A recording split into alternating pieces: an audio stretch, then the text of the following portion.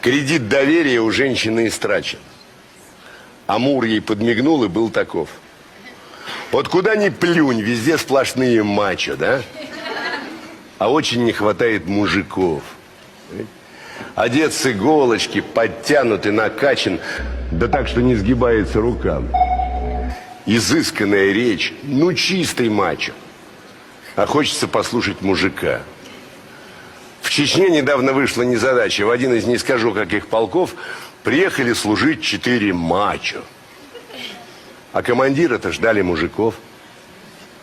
Солдаты не пойми какой удачи, с банданами поверх тупых голов. С чеченками вели себя как мачо.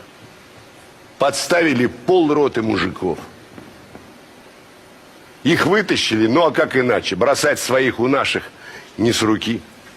В родную часть уделавшихся мачо доставили простые мужики. Я не люблю козлов, а петухов тем паче. Один у них с павлинами язык. И тот, кто держит на Руси себя за мачо, по жизни 100% не мужик.